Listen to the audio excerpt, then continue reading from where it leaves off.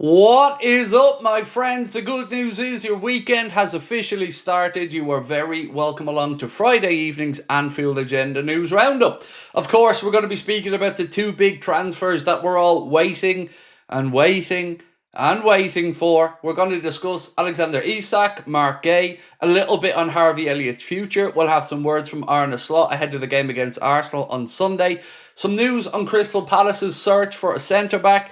And lots more over the next few minutes. You know the score. I want to know your thoughts, so please do let me know in the comment section. Drop a like on this video if you enjoy it. And of course, we'd love to see you back here tonight at 8:45 for the Late Night Agenda, my favourite show of the day.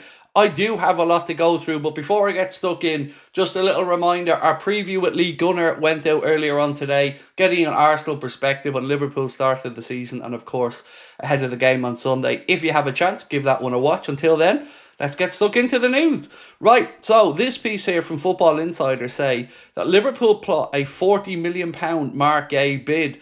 They're saying we're approaching the end of the transfer window and the overall package that Liverpool are going to propose to Crystal Palace, according to Football Insider, is £36 million upfront or guaranteed and £4 million in add-ons. Now, we will have some words on a Crystal Palace replacement in a moment, but until then, let's keep moving because there's lots to get through. So, Mike McGrath has said Alexander Isak's proposed move to Liverpool has moved a step closer in the past 24 hours, according to sources who expect a Premier League record transfer bid over the weekend. Sources are anticipating an offer starting at 130 million. I believe that's incorrect. Before add-ons and bonuses raise the overall package to what would be a British transfer record. From my understanding, 120 million is roughly where Liverpool's head is at based off the Liverpool-centric journalists and their reporting, but more on that in a moment. Arne Slot speaking about some new signings before deadline day. Well, he played with a straight bat on this one. He said Newcastle signed a number 9, so that's nice for Eddie Howe. As always, we try to sign players who help us. If we can strengthen the squad, we always will if the money is right for the player. So again, pretty much letting it be known that we will be making that play for Alexander Isak. Now, we've talked to you guys about Liverpool's long-term and long-held interest in Michael Olise. Christian Falk has said this: Liverpool are among clubs that are interested in Bayern Munich forward Michael Olise, and the transfer in the future should likely be well above the £100 million mark. Now, let's wait and see. We know that there's talk of this release clause. There's varying reports of when that kicks in, but it does look like Michael Olise is a future target for Liverpool as a long-term Salah replacement, so keep an eye on that. Eddie Howe, speaking about Isak, said this today: you can't be oblivious to things that have happened. You've got to look at all the information. I have a footballing preference, but then you have to take everything else into account. You can't just be oblivious to things that have happened. So as you can see, everyone's starting to soften up now and it's coming. But it doesn't mean you're not tetchy. It doesn't mean I'm not nervous. We're sitting here on Friday. The window closes Monday at 7. We're still waiting and we have to get medicals done and we have to get bidding sorted out. So yes, I get the nervousness. I'm definitely feeling it too. But I do think we'll get there in the end. Also, Arne Slot confirmed no new injury concerns, and Conor Bradley and Alexis McAllister have both trained this week ahead of the Arsenal game. I'm going to record my Arsenal preview as soon as I finish recording this video, and that will be out tomorrow. The Arsenal perspective with League Gunner is already out, as I mentioned earlier, but my one will come out tomorrow morning. Next up, Luke Edwards, who's starting to backtrack here a little bit. Oh, Lukey boy, I've been looking forward to these all summer. So he said, you can sense a change in the mood and music around Alexander Isak and Newcastle United. A move to Liverpool for the first time looks like it could really happen. Sorry, I'm going to have to pause for a sec because I need to take that in. Luke Edwards admitting defeat, pretty much, even though he was bold as brass all summer. So let's go back on that one again. A move to Liverpool for the first time looks like it could really happen. Of course, conditions still need to be met. Newcastle need to sign 2 strikers, not 1. 1 would be enough though, Lukey boy, you know that. To receive an acceptable bid, but the resolve to keep him has begun to buckle. It was never going to happen, Luke. He was never going to stay. It was only you and whoever your editor is that allows you to write this tripe that was saying it wasn't going to happen.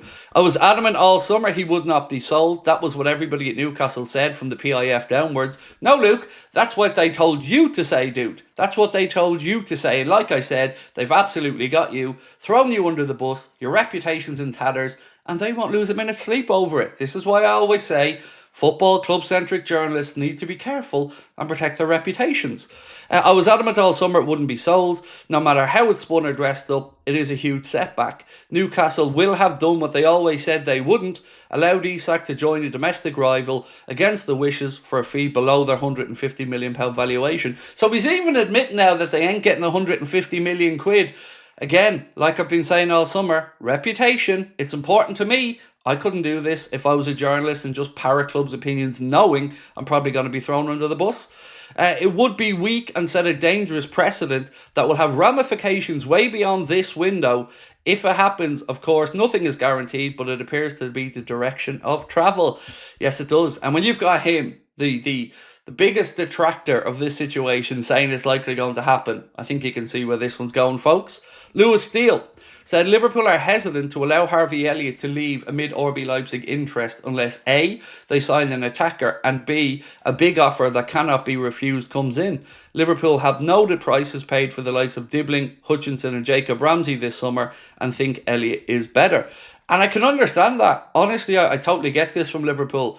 We've seen the crazy prices, 40 million quid upwards, so that has to be the starting point here if Elliott is to get sold. I totally agree with it. Although at this point, I think keeping him around, if Harvey's okay with it, may be the better plan of action. But like it's always been said, the plan here was Harvey in search of more first team football, so let's keep that in mind as well.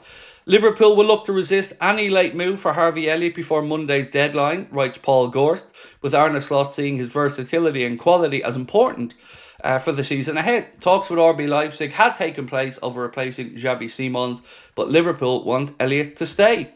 So, MSI Douglas, Mark of the newspaper, said Liverpool are preparing a second offer for Isak in the region of £120 million. Insiders believe Liverpool's bid is now imminent. So make sure you are with us today, folks, because our feeling, and I've got to say feeling, not information, is that we may see this bid today.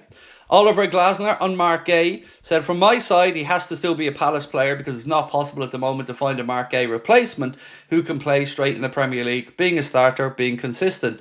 Oliver, tough. Your chairman has said he's got to be sold. He can't go for nothing next summer. It's not Liverpool's fault or Mark Guehi's fault that Palace haven't sorted out replacements yet, although they are looking close to getting one in. We need our foundation of success in the last few months. It's our defence. Mark is a crucial part. But he isn't going to be a crucial part, Oliver. I get he's frustrated that they haven't been able to bring players in, but Mark Guehi has been nothing but professional through all of this, and, it is his career at the end of the day. So Lewis Steele has said, the Isak saga, as we know, the door is ajar for a move to happen. I have a sneaky feeling it will happen.